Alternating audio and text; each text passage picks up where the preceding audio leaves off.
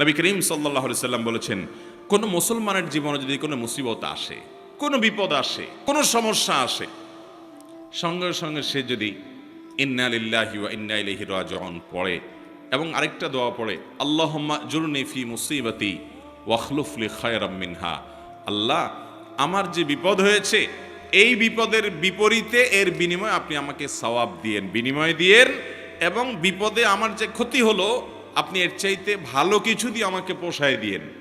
এই দোয়া যদি কেউ পড়ে তো আল্লাহ রাব্বুল আলামিন তার ওই বিপদে যা ক্ষতি হবে তার থেকে বেশি দিয়ে তাকে অবশ্যই পুষিয়ে দিবেন। উম্মে সালামা রাদিয়াল্লাহু তাআলা আনহা, নবী করিম সাল্লাল্লাহু আলাইহি সাল্লামের স্ত্রী, তিনি বলেন যে আমি নবী করিম সাল্লাল্লাহু আলাইহি সাল্লামকে কিভাবে পেয়েছি তোমরা জানো? অদ্ভুত ঘটনা, শিক্ষা নেওয়ার মতো একটা ঘটনা। তিনি বলেছেন যে আমার স্বামী আবু সালামা যখন মারা গেলেন আমি খুব বেশি ব্যথিত হলাম, মর্মাহত হলাম যে একজন ভালো সঙ্গী হারালাম, স্বামীকে হারালাম।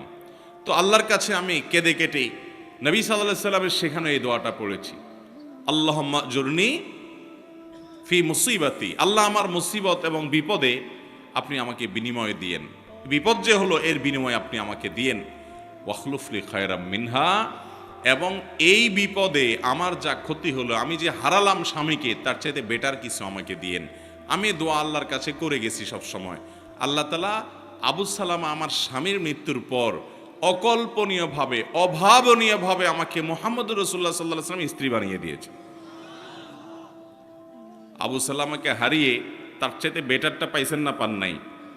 মুহতারাম হাজরিন, অতএব যেই কোনো বিপদে ইমানদারের ইমান যত মজবুত হবে সে তত বেশি হাসতে পারবে যে আলহামদুলিল্লাহ আমার রব আমাকে যে অবস্থা রেখে খুশি, আমি অবস্থার উপরে খুশি, এবং বিপদ যতই আসবে আমি সেটাকে ওয়েলকাম করব, বেসবর হব না, ধৈর্যহীন হব না। আমাদের সংসারগুলোতে আজ যে অশান্তি, আমাদের সমাজে যে আজ বিশৃঙ্খলা, অশান্তি, এর মূল যদি কয়েকটা কারণ বের করা হয়, অন্যতম প্রধান কারণ হবে বেসবর, ধৈর্যহীনতা, সবরহীনতা। ঘরে ঘরে সংসারগুলো টিকছে না, ভেঙে খান হয়ে যাচ্ছে, প্রতি মুহূর্তে মুহূর্তে বিবাহ বিচ্ছেদের ঘটনা ঘটছে। অন্যতম কারণ ধৈর্য সহ্য নাই, ছেলেরও ধৈর্য নাই, মেয়েরও ধৈর্য নেই, কিছু হলেই সব হটমেজাজি হয়ে যায়, সবাই কাট্টি দেওয়া শুরু করে। কাট্টি বুঝেন তো? আপনাদের এলাকায় কি বলে? দোস্ত দোস্ত একটু অভিমান হলে, রাগারাগি হলে বলে না তোর সাথে কাট্টি, এই যে তোর সাথে আর কথা নাই। স্বামী স্ত্রীর মধ্যে আজকাল এই অবস্থা, প্রতিটি ঘরে ঘরে অশান্তির মূল কারণই হলো সবরহীনতা, যে ধৈর্য জিনিসটা আজ আমাদের কাছ থেকে নাই। এটাকে আমরা ইবাদত মনে করি না। একটা জটিলতা হলো আমালুল কুলুব বা অন্তরের আমলগুলোকে আমরা একেবারে কেয়ার করি না, অথচ অন্তরের আমলগুলোর গুরুত্ব অনেক বেশি। আমরা বাহ্যিক আমলকে গুরুত্ব দেই, নামাজ পড়া বাহ্যিক আমল, সিয়াম পালন করা বাহ্যিক আমল, যাকাত দেওয়া বাহ্যিক আমল, তেলাওয়াত করা বাহ্যিক আমল, এগুলো বাহ্যিক অঙ্গ প্রত্যঙ্গ দিয়ে, চোখ মুখ হাত পা এগুলো দিয়ে করতে হয়। কিছু আমল আছে যে আমলগুলো অন্তরের ভেতরে লালন করতে হয়, এগুলো দেখা যায় না, এর ভিতরে সবর অন্যতম। এই আমলটা যদি কেউ করতে পারে, ভেতরে যদি ধৈর্যটা আনতে পারে, এটা নিজের সঙ্গে নিজে সংগ্রাম করে করতে হয়, এর জন্য লড়াই করতে হয়, এর জন্য সমালোচনা করতে হয়, নিজের হিসাব মিলাতে হয় যে আমি মানুষটা কতটা ধৈর্যশীল, কতটা ধৈর্যহীন, আমি কতটা হটমেজাজি হই, বউয়ের সাথে কয়বার আমি বদমেজাজি দেখাই, বউ হিসাবে তিনি চিন্তা করবেন স্বামীর সাথে কয়বার তিনি বদমেজাজি করেন, প্রতিদিনের হিসাব মিলাবেন, এরপর তিনি নিজের যোগ বিয়োগ করে নিজেকে সংশোধনের চেষ্টা করবেন। আমরা চেষ্টা করবো তো ইনশাআল্লাহ। আল্লাহ রাব্বুল আলামিন আপনাকে, আমাকে, আমাদের সবাইকে সবরকারী মানুষদের কাতারে শামিল হওয়ার তৌফিক দান করুন। মুহতারাম হাজিরিন, নবী করিম সাল্লাল্লাহু আলাইহি ওয়াসাল্লাম তিনি তার সাহাবায়ে কেরামকে সবরের প্রশিক্ষণ দিয়েছেন। এমন কিছু সাহাবী সঙ্গী তিনি পেয়েছেন যারা ধৈর্যের রুদ্রমূর্ত প্রতীক ছিলেন, তারা এরকম দৃষ্টান্ত ছিলেন যে তাদের ধৈর্য, এক একজনের সবরকে আমরা যদি অ্যানালাইসিস করি তো বিশাল বড় বড় হিস্ট্রি হয়ে যাবে, অনেক বড় দাস্তান হয়ে যাবে, শুধুমাত্র এক একজন সাহাবীর সবরকে যদি আপনি অ্যানালাইসিস করেন, গবেষণা করেন। আজ মুসলমানদের মধ্যে এটার বড় বেশি অভাব। সবর করার চেষ্টা করবো তো ইনশাআল্লাহ। মুশকিল হলো আমরা যারা বদমেজাজ, আমাদের সবর কিভাবে আসবে? আমরা অনেকে চেষ্টা করি কিন্তু ধৈর্য ধারণ করতে পারি না। ওই যে ডায়রিয়ার রোগীর মতো ডাইরেক্ট হয়ে যায়, হুটহাট করে যা তা বলে ফেলি, পরে আফসোস করি। তো সবর আনার জন্য কিছু আমল আছে ভাইরা। নাম্বার 1, আপনার ভিতরে সবর আনার জন্য আপনি প্রতিনিয়ত আল্লাহ রাব্বুল আলামিনের কাছে দোয়া করবেন যে আল্লাহ আপনি আমাকে সবর এবং ধৈর্য ধারণ করার তৌফিক দান করেন। যে কোনো বদামল দূরের জন্য আল্লাহ তাআলার কাছে পানাহ চাইতে হয়। নবী আলাইহিস সালাম পানাহ চাইতেন, এই জন্য আল্লাহর কাছে দোয়া করতে হবে। নাম্বার 2, ধৈর্যশীল মানুষদের সাথে থাকতে হবে। কিছু মানুষ আছে দেখবেন যে তুফান হয়ে গেছে, কিন্তু উনি ঠান্ডা মাথায় সবকিছু ডিল করছেন, অস্থির হচ্ছেন না, হুলস্থুল করছেন না, এবং খুব ঠান্ডা মাথায় উনি শান্ত মেজাজে সব কিছু ডিল করে ফেলছেন, সব কিছু সমাধান করে ফেলছেন। এরকম কিছু ঠান্ডা মাথার মানুষ সব সমাজে আছে। এই মানুষগুলোকে খুঁজে খুঁজে বের করে এদের সাথে থাকবেন। দেখবেন যে আপনি যেটার কারণে আগুন হয়ে যেতেন, উনি সেটার ব্যাপারে দেখবেন যে একেবারে ঠান্ডা পানির মতো শীতল, উনি একেবারে অস্থিরতা দেখাচ্ছেন না।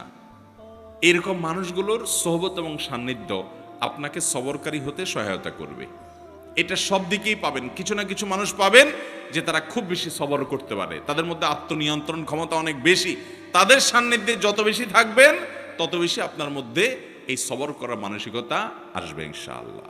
নাম্বার 3, যদি কখনো আপনার রাগ দেখানোর মতো পরিস্থিতি তৈরি হয়, আপনি নিজেকে বলবেন ঠিক আছে রাগ দেখাবা তুমি, কিন্তু এখন না, একটু পরে, একটু পরে।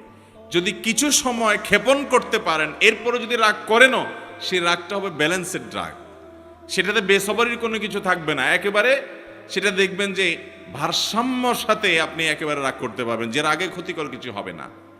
আর যদি যখন হট মেজাজ হলো না এখনই আমি এটা দেখে ছাড়বো, তাহলে শেষ, আপনি আর সামনে আগাইতে পারবেন না। যত বদমেজাজি মানুষ আছে এরা দেখবেন যে তৎক্ষণাৎ কিছু একটা করে ফেলতে চায়। যদি তারা সবর করে নিজেকে আটকে রাখতে পারে যে ঠিক আছে করব, আর একটু পরে, একদিন পরে করেন, দেখবেন রাগ অটোমেটিক অর্ধেকে নেমে গেছে। কথা কি বুঝাতে পারছি? নাম্বার 4,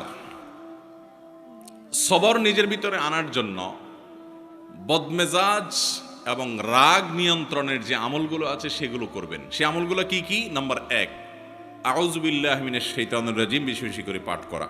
কোরআন কারীম আল্লাহ বলেছেন ইম্মা ইয়ানজাগান্নাকা মিনাশ শাইতানি নাজগুন ফাস্তাইয বিল্লাহি মিনাশ শাইতানির রাজিম। শয়তান যদি তোমাদেরকে খোঁচা দেয়, এই যে মানুষকে রাগায়, বদমেজাজ করে, আখিরাত ধ্বংস করে, দুনিয়া ধ্বংস করে, এজন্য শয়তান যদি তোমাকে খোঁচায় যদি বদমেজাজ বানায় বা ক্ষতিগ্রস্ত করতে চায়, তাহলে আউযু বিল্লাহি মিনাশ শাইতানির রাজিম বলবে। এটা আল্লাহর নির্দেশনা। এজন্য শয়তান থেকে পানাহ চাইতে হয় বদমেজাজ হলে, রাগ হলে। এক ব্যক্তি নবী করিম সাল্লাল্লাহু আলাইহি সাল্লামের সময় রাগ হচ্ছিলেন, খুব রাগান্বিত, ক্রোধান্ধ হয়ে গেছে, রাগে অগ্নিশর্মা হয়ে গেছে। নবী সাল্লাল্লাহু আলাইহি সাল্লাম দূর থেকে দেখে বলছেন এই লোকটার মধ্যে যে প্রচন্ড রাগ দেখা যাচ্ছে, খুব বদমেজাজ হয়ে গেছে, ইন্নিল্লা আ'লামু কালিমাতান, আমি একটা বাক্য জানি, এই বাক্যটা যদি সে বলে তার রাগ কমে যাবে। তখন নবী সাল্লাল্লাহু আলাইহি সাল্লাম তাকে শুনিয়ে শুনিয়ে দূর থেকে সেই বাক্যটা পাঠ করলেন, সেটা হলো আউযু বিল্লাহি মিনাশ শাইতানির রাজিম। এই বাক্য পাঠ করার পর ওই লোকটা দূর থেকে শুনে তিনি ওই বাক্যটা পাঠ করলেন এবং তার বদমেজাজি আল্লাহ রাব্বুল আলামিন দূর করলেন। ভাইরা আমার, আমরা হলে তো যায়া বলতাম এ ভাই তোমার মাথা এত গরম হয়ে গেছে, তোমাকে একটা দোয়া শিখাই দিই, এই দোয়াটা করলে সাথে সাথে তোমার মাথা ঠান্ডা হয়ে যাবে, তুমি আউযু বিল্লাহি মিনাশ শাইতানির রাজিম পাঠ করো। এটা তার কাছে যাই আর রাগের মুহূর্তে বললে দোয়া সে নেওয়া তো দূরের কথা, বরং বক্সিন একটা আপনার নাকের ভিতর মারার আশঙ্কা ছিল, কি থাকবে কি থাকবে না। নবী করিম সাল্লাল্লাহু আলাইহি সাল্লামের হিকমা দেখেন, উনি নবী হওয়ার পরও উম্মতকে পর্যন্ত সরাসরি এইরকম পরিস্থিতিতে কোনো কিছু বললে সে মানতে পারে কি পারে না, সেজন্য তার কাছ থেকে নবী আলাইহিস সালাম সে আশা করছেন না যে তাকে এই মুহূর্তে বলা যাবে, তিনি দূর থেকে বললেন এবং তিনি শুনে শুনে ঠান্ডা হলেন। এই জন্য আউযু বিল্লাহি মিনাশ শাইতানির রাজিম পাঠ করবেন। যাদের মধ্যে খুব রাগ বেশি আছে, ধরেন আপনার বউ, বাসার স্ত্রী অনেক রাগী, যতই বুঝান কোনো কাজ হয় না, তো যে খাবারগুলো সে খায়, যে পানীয়গুলো খায়, আউযু বিল্লাহি মিনাশ শাইতানির রাজিম 7 বার পড়ে ফু দিবেন। আবার দেখে দেখে যেন না ফেলে, খবরদার। দেখলে কিন্তু খবর আছে, বলবো যে কি মন্ত্রণন্ত্র পড়ে কি করছো, আরেক যুদ্ধ বাঁধবে কিন্তু। এই জন্য আর যদি দেখায় করতে চান তাহলে আগে আগে বলবেন, দেখো আমি কিন্তু কোনো ঝামেলা করতেছি না, শুধু আউযুবিল্লাহ পড়ে ফু দিচ্ছি। তো যদি বলে যে আউযুবিল্লাহ পড়ে কেন ফু দিছ, যদি বলেন যে তোমার রাগ অনেক বেশি, তাহলে আরেক যুদ্ধ হইতে পারে। এটা আরেক মুসিবত, এটা সাবধানে করতে হবে। একই কথা পুরুষদের বেলায়ও, মহিলারা পুরুষদের জন্য আমলটা করবেন। বাচ্চাদের জন্য এই আমলটা অনেক বেশি উপকারী। যেটা বলছিলাম শুরুতে, আজকাল বাচ্চারা সব ক্রেজি হয়ে গেছে। সব বাচ্চা দেখবেন ঘরে ঘরে ক্রেজি। ক্রেজি বুঝেন তো, মানে সব রাগী, এমন রাগীর রাগী যে শুধু ভাঙচুর করবে চতুর্দিকে। অথচ আগে বাচ্চাদেরকে এত বদমেজাজে দেখা যেত না। এটার অনেক কারণ থাকতে পারে। আমার নিজস্ব একটা ভাবনা আছে। এর একটা কারণ আমার কাছে মনে হয়, সেটা হলো আজকাল বাচ্চাদেরকে আমরা নানান ভিডিও গেমস ইত্যাদিতে এত বেশি অভ্যস্ত করেছি, কার্টুন টার্টুন এত বেশি দেখাই, বিভিন্ন ডিভাইস দিয়ে এত বেশি খেলার জন্য তাদেরকে সুযোগ দিয়েছি যে এগুলোতে তারা সারাদিন শুধু মারামারি কাটাকাটি দেখে। গেমসের মধ্যে সে দেখে সামনে যা আছে সব শেষ করে ফেলাও, ঠিক না ঠিক? গুলি করতে থাকো, তুমি সামনে আগাইতে পারবা। গুলি করতে পারো না, তুমি শেষ। সাম্পলুডু খেলতেছো, তাহলে সব খেয়ে ফেলো, তাহলে তুমি সামনে আগাইতে পারো। এই যে অন্যকে শেষ করলে সামনে আগানো যায়, আমাদের দেশেও দেখবেন যে এই অবস্থা। মানুষ বড় হওয়ার পরেও আরেকজনকে দমাইতে না পারলে, আরেকজনের ক্ষতি না করতে পারলে সে আগাইতে পারে না। কারণ ওই যে কালচারটা ওইভাবে বেড়ে উঠছে, বাচ্চা ওইভাবে দেখে দেখে বড় হয়েছে। এই জন্য দেখবেন বাসায় কোনো মেহমান আসলে অনেক সময় দেখবেন ছোট পোলা পায়েন ওই আঙ্কেলকে দেখে এরকম ধরে ঠুস ঠুস ঠুস ঠুস করে, হাত দিয়ে পিস্তল মারে। তার মানে কি, ও সারাদিন মারামারি দেখছে, ও জানে সামনে যা আসে সব শুধু ঠুস ঠাস করতে হয়, ফাইট করতে হয়, এটাই শিখছে। তো ও বদমেজাজ হবে না কি হবে? ওর মধ্যে উদ্ভট ভাব আসবে না কি হবে? বাচ্চাদেরকে আজ শারীরিক কসরত থেকে আমরা মাহরুম রেখেছি। বাচ্চাদেরকে শুধু মাহরুম রাখি নাই, আমরা নিজেরাও মাহরুম আছি। শারীরিক কসরত করে, ব্যায়াম করে, খেলাধুলা করে, দৌড়াদৌড়ি করে কিসে সুস্থ থাকবো? কোন দেশের কোন খেলোয়াড়রা কোথায় খেলে, আর ভূতের মতো রাত 2টা বা 2টা তাকায় থাকেন আপনি। সে খেলে গোল দেয়, আপনি এখানে লাফ দিয়ে উঠেন। সে খেলে হেরে যায়, আপনি এখানে চোখের পানি ফেলেন। ভাই, পাগলামিরও তো একটা সীমা থাকা উচিত। আল্লাহ তাআলা আপনাকে সুস্থ শরীর দিচ্ছে, আপনি ব্যায়াম করেন, নিজে দৌড়াদৌড়ি করেন, নিজে খেলাধুলা করেন, নিজে কম্পিটিশন করেন, করে সুস্থ থাকেন। এখন সেটা না, বাচ্চার হাতে একটা ধরা দিয়েছেন যে তুইও ধ্বংস হ, চোখ নষ্ট কর, মাথা নষ্ট কর, ব্রেইন নষ্ট কর, ইমান নষ্ট কর, আমল নষ্ট কর, ক্রেজি হয়ে যা, বদমেজাজ হয়ে যা। আর আপনিও একটা বাক্স এটা সামনে নিয়ে বসছেন, সে গোল দিছে, আপনি লাভ দিয়ে উঠতেছেন। ভাইয়েরা আমার, মুসলমানের কর্মকাণ্ড এত উদ্ভট হবে না, এত অযৌক্তিক হবে না, এত হাস্যকর হবে না। নবী করিম সাল্লাল্লাহু আলাইহি ওয়াসাল্লাম তিনি দৌড়াদৌড়ির কম্পিটিশন করেছেন, সাহাবীদের সাথে করেছেন, নিজের স্ত্রীর সাথে করেছেন। তিনি সাহাবীদের শুটিং প্রতিযোগিতায় উৎসাহিত করেছেন। শারীরিক ব্যায়াম হয়, এই ধরনের খেলাধুলাকে এলাও করেছেন। যেখানে জুয়া নাই, যেখানে সতর মুক্ত করা হয় না, যেখানে চোখের জেনা হয় না, যেখানে হারাম কিছু নাই, সেগুলোকে তিনি অনুমোদন করেছেন। আর মুসলমানের সন্তানরা রাতকে রাত নষ্ট করে, সময়, স্বাস্থ্য নষ্ট করে, শরীর নষ্ট করে, চোখের জেনা করে, অন্যের সতর উন্মুক্ত সতরের দিকে দৃষ্টিপাত করে গুনাহগার হয়, এবং মুমিন হিসাবে, ইমানদার হিসাবে কুফুরের প্রতি, আল্লাহর প্রতি, অবিশ্বাসীর প্রতি যে অপছন্দ করা তার ইমানের দাবি ছিল, ওয়ালা এবং বারার দাবি ছিল, সেটা তার অন্তর থেকে ধুয়ে মুছে পরিষ্কার করে একাকার হয়ে তার সবচেয়ে বড় আদর্শ আর সবচেয়ে বড় কাফেররা, যারা সমকামিতাকে প্রমোট করে, যারা সমকামিতাকে বৈধতা দেয়, যারা অসংখ্য অন্যায় অনাচারকে বৈধতা দেয়, অনেক মুসলমানের প্রতি জুলুমকে যারা বৈধতা দেয়, তারাই আপনার হিরো, তারাই আপনার স্টার এবং তারকা। আল্লাহ রাব্বুল আলামিন আমাদের বিবেকগুলোকে যেন জাগ্রত হয় সেই তৌফিক দান করেন। ভাইরা আমার, তো বলছিলাম বাচ্চারা ক্রেজি হয়ে যাচ্ছে, আমরা ক্রেজি হয়ে যাচ্ছি। গোটা সমাজে চতুর্দিকে দেখবেন অধৈর্যের চর্চা, ঘরে ঘরে, জনে জনে, জায়গা জায়গা, সর্বত্র। ভালো মুসলমান হওয়ার জন্য, নেককার মুসলমান হওয়ার জন্য শত শত নফল আমল, শত শত জিকির আজকার, শত শত তাসবিহ চাইতে অনেক গুণ বেশি উত্তম হবে। আপনার সারা দিন রাত 24 ঘন্টার ভিতরে 2-4টা জায়গায় বদমেজাজ দেখানোর, রাগ করার ইস্যু তৈরি হয়েছে, কিন্তু নিজেকে নিয়ন্ত্রণ করে যেখানে যতটুকু না হলে নয় সেখানে ততটুকু ব্যবহার করতে পেরেছেন। নিজেকে এই নিয়ন্ত্রণ করতে পারলে আপনি আল্লাহ তাআলার কাছে ওই শত সহস্রবার তাসবিহ করার চাইতে অধিক সওয়াব পাবেন চেষ্টা করব না ইনশাআল্লাহ। ভাইরা আমার, এই সবর বা ধৈর্য 3 প্রকার। একটা হলো আস-সবরু আলা তাআত, ভালো কাজ করতে ধৈর্য লাগে কি লাগে না? শীতকালে ফজরের সময় কনকনে শীতের মধ্যে, ঠান্ডার মধ্যে উঠে ওযু করে ফজর নামাজ পড়তে যাইতে ধৈর্য লাগে না? মনে চায় না, কষ্ট হয়, তারপরও নিজের সঙ্গে নিজে লড়াই করে সংগ্রাম করে কাজটা করতে হয়। এটা যারা করতে পারে এরাই হলো সত্যিকারের বীর, এরাই হলো সত্যিকারের মেরুদণ্ডওয়ালা মানুষ, সত্যিকারের সাহসী মানুষ, যে তাদের প্রবৃত্তির গোলামি তারা করে না, যে নফস যা বলে তা করে। সে নিজের কল্যাণের পথে মন না চাইলেও সে এগিয়ে যায়। সবর, ভালো কাজ করতে সবর লাগে। আর দ্বিতীয় ধৈর্য হলো আস-সবরু আনিল মাসিয়া, পাপের কাজ, অপরাধের কাজ, এগুলো থেকে বাঁচার জন্য সবর লাগে। আপনার চোখের এরিয়াতে অনলাইনে, অফলাইনে, ফেসবুকে, বাহিরে বিভিন্নভাবে সুন্দরী নারী চলে আসছে, অশ্লীল কোনো দৃশ্য চলে আসছে। আপনার ভেতর থেকে প্রবৃত্তি বলছে দেখে নে, তাড়াতাড়ি দেখে নে, মিস হয়ে যাবে, চলে যাবে, তাড়াতাড়ি দেখ। মন থেকে আপনাকে উস্কে দেয়। আপনি তখন যদি নিজেকে আটকে রাখতে পারেন, নিয়ন্ত্রণ করতে পারেন, সবার মানেই হলো হাবসুন নফস, নিজেকে নিয়ন্ত্রণ করা, যে না আমি দেখবো না, আমার আল্লাহ নিষেধ করেছেন হারাম। এটা যদি করতে পারেন তাহলে সেক্ষেত্রে এটা হলো গুনাহ থেকে সবর করা। এটা করতে পারলে একটা জয়ীফ হাদিস দ্বারা প্রমাণিত, একটা জয়ীফ হাদিসে বর্ণিত হয়েছে, করার সুযোগ তৈরি হয়। আর সে যদি নিজেকে নিয়ন্ত্রণ করতে পারে তাহলে আল্লাহ রাব্বুল আলামিন তাকে ঈমানের স্বাদ তৎক্ষণাৎ অনুভব করার তৌফিক দান করেন। আপনি খেয়াল করেন, কোনো সুন্দরী নারী বা অশ্লীল কোনো দৃশ্য যেটা দেখা আপনার জন্য হারাম, যেটা আপনার মনকে অস্থির করে দিবে, যেটা আপনার মনের জেনার দিকে নিয়ে যাবে, যেটা আপনাকে অন্যান্য জেনার দিকে নিয়ে যাবে, সেটা দেখা আল্লাহ তাআলা হারাম করেছেন।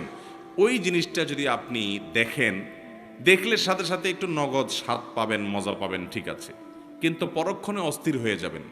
এটা হলো অনেকটা চুলকানির মতো, চুলকাইতে অনেক মজা পাবেন কিন্তু চুলকানির পরে জ্বলবে, ঠিক না ভাই? ঠিক।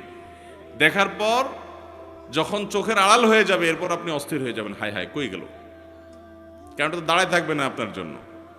আর যদি আপনি না দেখেন, কষ্ট করে নিজেকে নিয়ন্ত্রণ করেন, সবর করতে পারেন যে আমি দেখব না, তাহলে এর ফলশ্রুতিতে কিছুক্ষণ পরে, প্রথমে একটু কষ্ট হবে, কিছুক্ষণ পরে আপনার ভিতরে এক ধরনের স্বাদ, এক ধরনের বাঁচার জন্য এরকম চেষ্টা করেন, কসরত করেন এবং জিতে যান।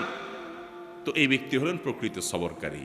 আল্লাহ তাআলা আমাদেরকে প্রকৃত সবরকারী হওয়ার তৌফিক দান করুন। তাহলে সবর 3 প্রকার। একটা হলো ভালো কাজ করতে গেলে মনে চায় না, কষ্ট হয়, তারপরও ভালো কাজ করা, এটা এক প্রকারের সবর। মন্দ কাজ বা খারাপ কাজ করতে মনে চায়, যথেষ্ট কারণ আছে, তারপরও মন্দ কাজ করে না, ধৈর্য ধারণ করে, এটা হলো দ্বিতীয় প্রকার। আর তৃতীয় প্রকার সবর হলো আস-সবরু ইনদাল মুসিবাহ বা ইনদাল মাসায়েব, বিপদ আপদের সময় অধৈর্য না হয়ে আল্লাহ রাব্বুল আলামিন যে বিপদ আমাকে দিয়েছেন এর মধ্যে কল্যাণ আছে, এই বিশ্বাস এবং ইয়াকিন রেখে কোনো কল্যাণ না হোক, সওয়াব তো অবশ্যই পাবো। নবী করিম সাল্লাল্লাহু আলাইহি সাল্লাম বলেছেন, আজাবান লি আমরিল মুমিন ইন আমরাহু কুল্লাহু খায়র। ঈমানদারের বিষয়টা দেখে আমার কাছে বড় অদ্ভুত লাগে, আমি আশ্চর্য হই, বড় পিকুলিয়ার ঈমানদারের পুরো জীবনটা, তার জন্য শুধু কল্যাণই কল্যাণ, হাতির মতো মরলেও লাখ, বাঁচলেও লাখ, ঈমানদারের জীবনে ক্ষতি বলতে কিছুই নেই।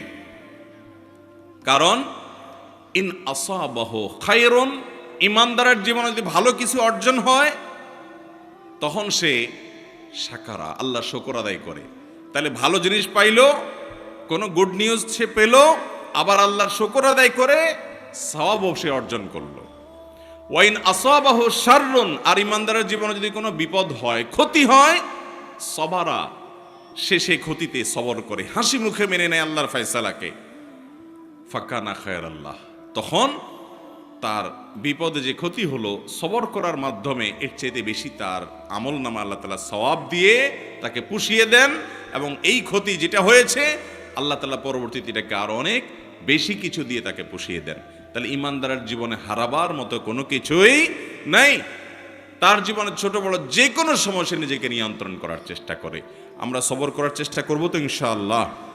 আজ থেকে আসুন তাহলে আমরা একটু সংকল্প করি, শপথ করি যে আগামীকাল থেকে সকাল থেকে রাত পর্যন্ত আমরা শোয়ার আগে একটু হিসেব মেলাবো। মুশকিল শোয়ার আগে তো আমাদের টাইম নেই, কারণ মোবাইলে মোনাজাত ধরতে ধরতে আমাদের ঘুমাইতে হয়, ঠিক না ভাই? ঠিক। দুই হাতে মোনাজাত ধরে এত লম্বা মোনাজাত যে ঘুমের চোটে মুখের উপরে মোবাইল পড়ার আগ পর্যন্ত ঘুমায় না।